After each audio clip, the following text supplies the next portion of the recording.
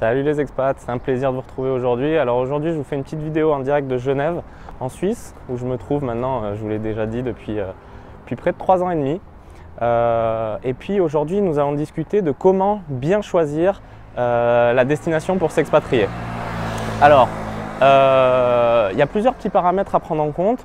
Les gens en général choisissent leur destination par attirance, hein. Ils vont aimer un pays ou un autre par rapport à la culture, par rapport au fait qu'ils vont découvrir des choses intéressantes dans ce pays, donc ça leur plaît. Le climat, hein, certaines personnes vont vouloir s'expatrier dans un pays parce qu'il fait chaud, d'autres vont vouloir s'expatrier dans un pays parce qu'il fait froid, hein, voilà. Pour d'autres personnes, ça va être la langue qui va être le plus important, l'apprentissage d'une langue, hein. Je vais partir en Angleterre pour apprendre l'anglais, je vais partir en Amérique du Sud pour apprendre le portugais ou l'espagnol. Ça, c'est une des motivations importantes pour partir s'expatrier à l'étranger. La situation géographique, bien évidemment. Certaines personnes vont vouloir s'expatrier proche de chez eux, hein. Si vous habitez en France, venir vous expatrier en Suisse, c'est pas bien compliqué. Les gens parlent la même langue. Les gens, enfin, on n'est pas loin de la France, hein. On est à 2-3 heures de voiture de la France pour ceux qui sont au centre. Donc c'est vraiment, ça paraît du moins assez facile et assez pratique de s'expatrier. Après, c'est pas parce qu'on est dans un pays qui est pas loin de la France et que les gens parlent français que c'est la même culture, la même mentalité, les mêmes codes, la même manière de penser, qu'il va falloir se comporter de la même façon et d'agir de la même manière. Non, c'est un autre pays, même si on parle la même langue. Vous prenez par exemple le Canada, qui donc à Montréal où ils vont parler français.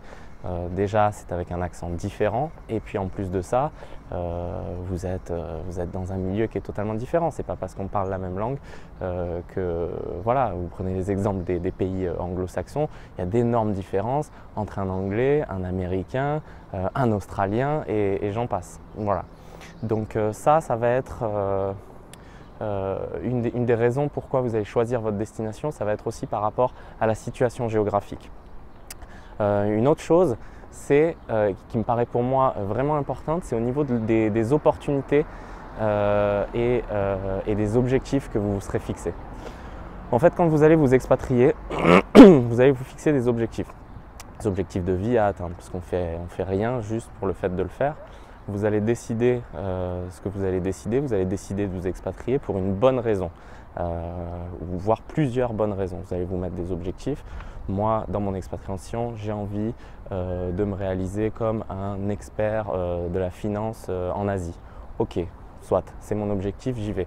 Moi, dans mon expatriation, j'ai vraiment envie de prendre confiance en moi et de gagner beaucoup plus d'argent. Ok, c'est votre objectif, ça se tient. C'est quelque chose qui vous est propre, personnel et que vous allez essayer de réaliser. Et enfin, le coût de la vie. Bah oui, parce que le coût de la vie, c'est quelque chose qui est important pour beaucoup d'entre nous. Il n'y a pas souvent beaucoup d'argent qui rentre, mais il y en a beaucoup qui sort. Donc l'idée, c'est de trouver un pays où le coût de la vie est plus bas, où en fait ce qui va sortir est plus bas que ce qui va rentrer. Alors je m'en préoccupe un peu en ce moment parce que je suis en train d'aider mes parents à préparer leur expatriation. Ils sont bientôt à la retraite et puis ils ont envie de partir vivre à l'étranger. Donc je suis en train de les aider par rapport à ça.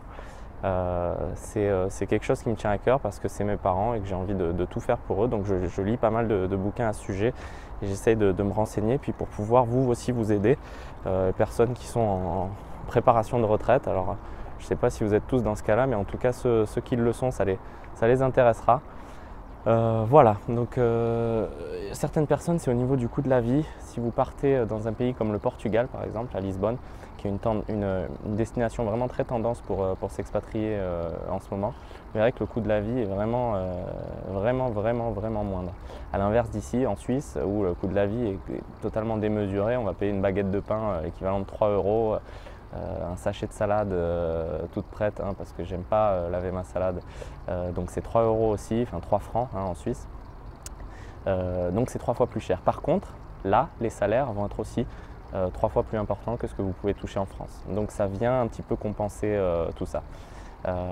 Bref, en résumé, il faut que vous trouviez la destination qui vous correspond, qui correspond à votre projet, à vos attentes et si vous partez en famille, qui correspond aussi au projet de vie commune que vous avez avec votre femme, avec votre mari, enfin votre conjoint en général, avec vos enfants, etc.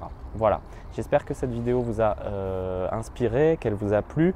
N'oubliez pas de mettre un gros pouce bleu en dessous de la vidéo et puis de vous abonner à la chaîne YouTube. J'espère que cette vidéo vous aura apporté pas mal de contenu et d'informations. Et puis je vous dis à la prochaine et n'oubliez pas que quand on est expat un jour, on est expat toujours. Allez, à plus les expats. Ciao.